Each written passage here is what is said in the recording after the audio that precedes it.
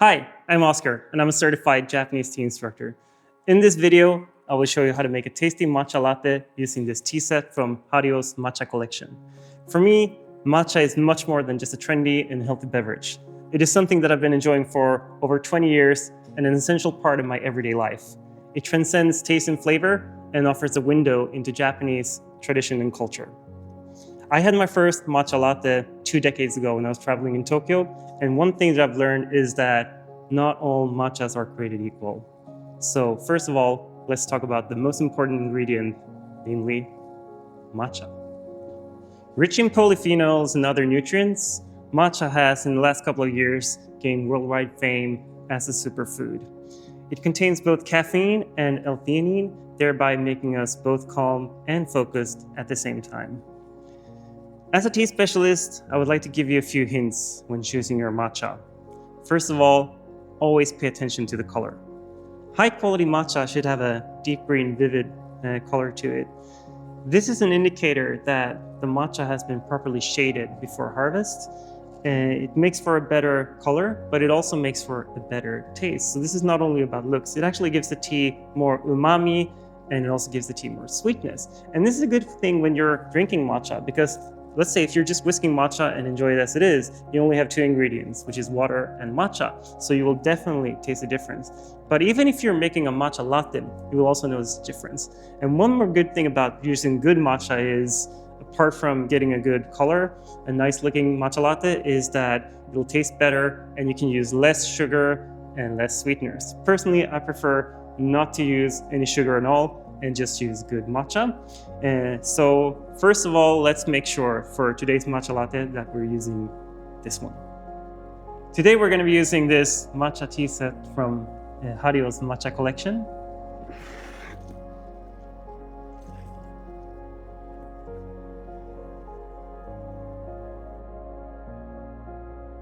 So as you can see, this set has basically everything you need for making a good matcha, except for the matcha, of course. Let's start with a matcha bowl. You need this to whisk your matcha, obviously. And to measure your matcha, this tea set has a chashaku, or a matcha measure. We'll need this one as well. And also to avoid any clumping from happening, we need to sift our matcha. And this one comes in handy. So we also obviously need a whisk for our matcha. So here is our chasen, or our matcha whisk. And if you're a true matcha lover, you probably make a lot of matcha in your daily life. And if you're using your tea whisk for many times, what sometimes happens is it kind of gets a little deformed and damaged. To avoid any damage from happening too fast, make sure to use this one. This is a stand for your chasen. I'm going to show you how it works. It's very easy. What you do is,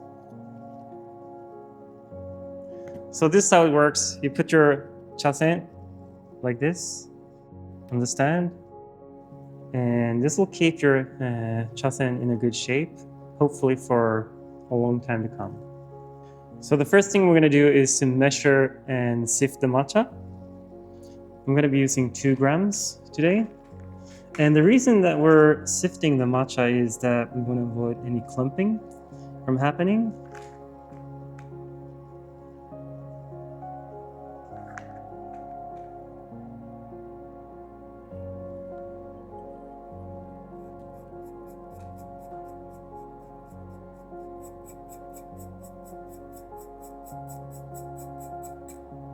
The next thing we want to do is to soak the chasen, or the tea whisk, in hot water. And there are 2 different reasons for doing this. And one is to make the tine softer, and this will make it easier to whisk your matcha. But one more thing, it might be a little dusty, so it's always a good thing, always a good idea to clean it or rinse it with hot water.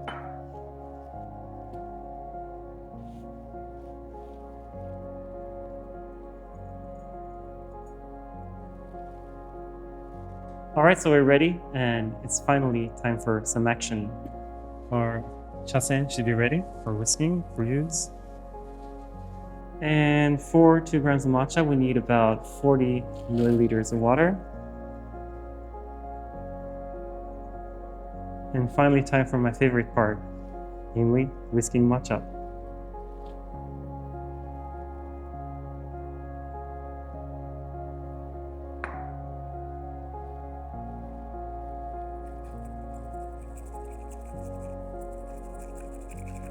When you whisk your matcha, whisk it back and forth in a zigzag pattern.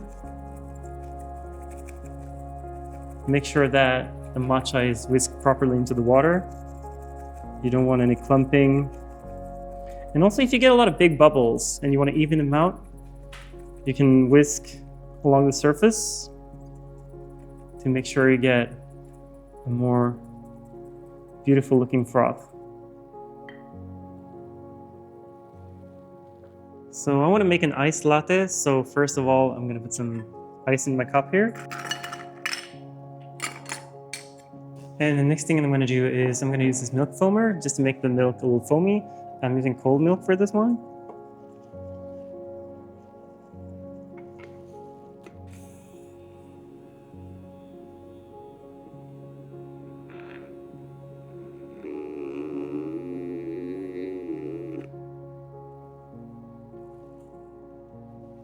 And then finally, time to mix the matcha in the milk.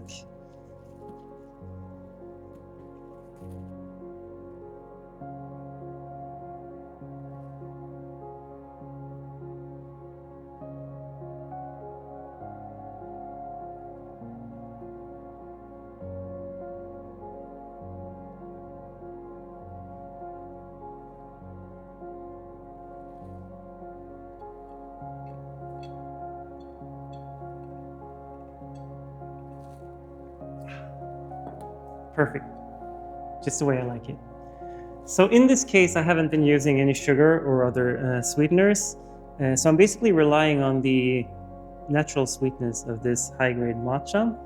If you prefer it a little bit more sweet, feel free to add some sugar. There's no correct way of making a matcha latte, just like there is no correct way of brewing Japanese tea. So do try to make it in different ways to adjust it to your own preferences.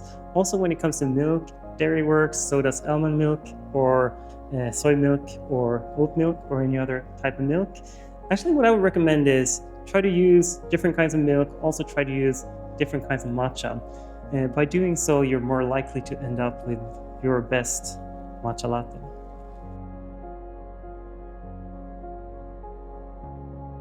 And in case you want to make a hot matcha latte, the ingredients are the same, the procedures are slightly different. We start by heating up our milk.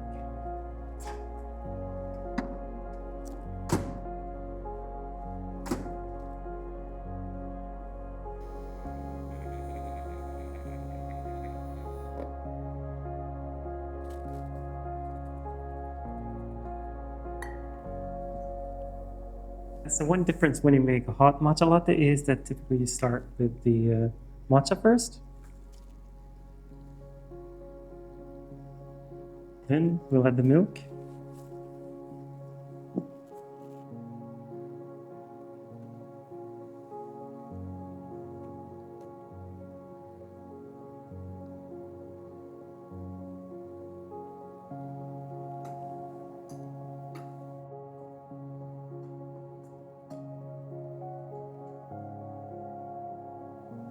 And there you go, our hot matcha latte is ready.